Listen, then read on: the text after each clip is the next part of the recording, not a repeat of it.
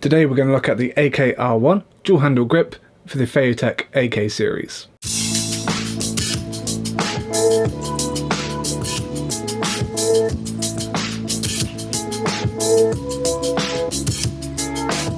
Hello guys, my name is John Spartman, photographer in the UK, and before I start this little review and unboxing, I just want to get you guys to head over to my Instagram page and give it a little like if you can.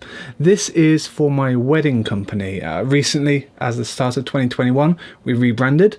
The name is now just JDS Weddings, and you know, every kind of support is really appreciated. You don't have to be a couple inquiring to be getting married, but I just would love to see the support and the community, the vibe I get on YouTube. I'd love to see that over on Instagram. So yeah, we're going to be looking at the Feiyutech AKR1. This is the dual handle grip adapter for the AK series, which is the AK2000, 4000, 4500. These are those motorized stabilized sticks that you can stick a pretty hefty camera on top actually, and it keeps it nice and smooth when you're running around. I bought this because of an upcoming video shoot which I've had to put on hiatus for obvious reasons in 2021. So first off, we just have the AKR1 AK series dual handle grip, and there's a little bit on the back. It just says, you know, take the handle off, put some handles on, screw it together, screw it down, and it becomes 3D clearly. Got itself a short rod. Ooh, these are going to go missing. Short rod, a long C-shape. Oh, that's securely packaged. And that's it. We actually only have three pieces. We've got this bottom section here, we've got a top section, and this side piece that just goes in. The material looks for sure like it's carbon fibre. I have been mistaken in the past, but it's got the weight of kind of carbon fibre as well, so that's a nice touch. It's not too cold to hold either.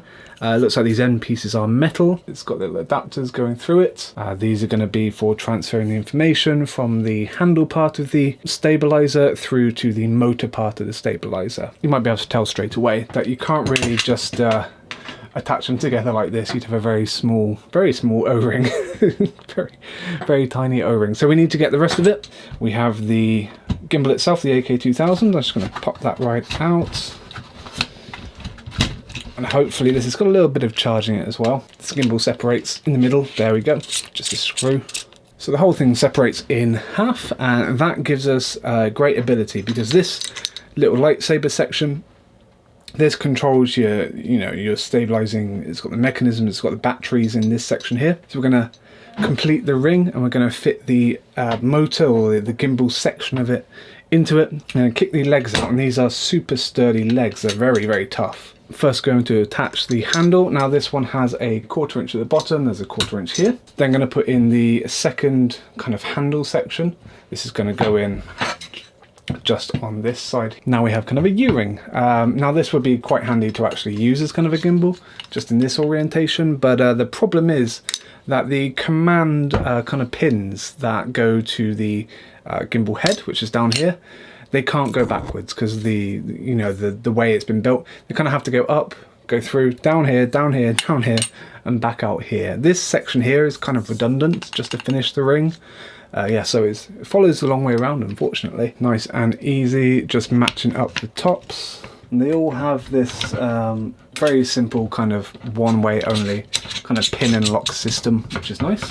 And then some 4 holes, and we have the same just down here. We've got the receptors and 4 lugs. They match up with each other. Pop the collar up. Right, so now we've got the gimbal ring put together. I'm just going to quickly balance it. I've already put a plate down on the bottom of the XT20 just to save some time, and let's see what I can do in real time. So we're just going to position that so I've got the handle part facing towards me, feet going away from me. Make sure I get the motors facing me, so I need one going backwards. I need one going to the right as well, not the left. Balance the first axis. So that is going to be the kind of the swingy seat bit. Good stuff. That's already balanced. Bit to the left, so put some more weight on the right. Doesn't really lean too much, not that I'm too concerned about, so let's kind of line it up, and there you go. So we now have a nice, easy to handle ring. We've got some nice stabilization going on there. I hope you guys can hear me okay. Have a look at that from the side. You know, I've never actually seen this from the side, so there you go. And obviously there's a load of different functions you can have on this, so you can get it so it stays locked on certain axes. You can make it roll, you can do anything like that. Having two hands, spaced nice and far apart, is going to give you a much better center of gravity and a kind of a hold on the gimbal.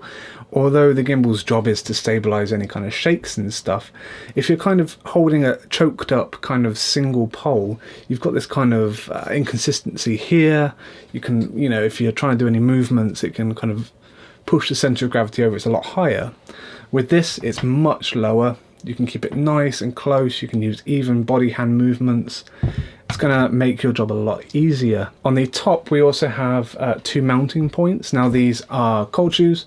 They're also 1/4 inch and the smaller kind of thread size. So you'd be able to stick things on there like microphones, spigots, adapters, reference monitors. I would love to show you that, but I'm using my microphone and my monitor above the X-T3 right now, so I can't. You can also have like V-Lock battery packs and, you know, external power management or kind of radio triggers so you can see the stuff on a different screen, or, you know, all these little things so you don't have to attach them to the camera itself. You can get them out the way on the ring. Also, by having it up there, it's a lot easier just to look up here than kind of at the little screen in the middle when you're running around with it. Because we all know that if you're running along with a gimbal and you're kind of tilting it forwards a bit, this back motor, even though it is tilted, it's down at a 45-degree angle. Although that's there, it can still kind of get in the way of a small screen. So something like a Feiyutech MA5, just above the camera, up here, be nice and very efficient to have. Now, having the ring doesn't really add any weight to the camera kit because it's carbon fiber. It's probably adding, you know, a couple of 100 grams, and that's about it. The pricing of this kit, the AKR1, it wildly varies. I've picked it up myself for £70 on Amazon. However, I will place in the links below an affiliated link to the cheapest that I can find if you guys want to pick one up, as well as a link to the AK2000 series. So guys, I hope you enjoyed my very brief review of the carbon fiber ring for the AK2000. If you are thinking of picking one up yourself, just let me know in the comments. As always, stick around and subscribe. I primarily produce Fujifilm related camera gear reviews. Sometimes I dabble into kind of videography or film photography as well, but stick around for the whole lot. Really appreciate it. Drop a comment below. See you in a future video.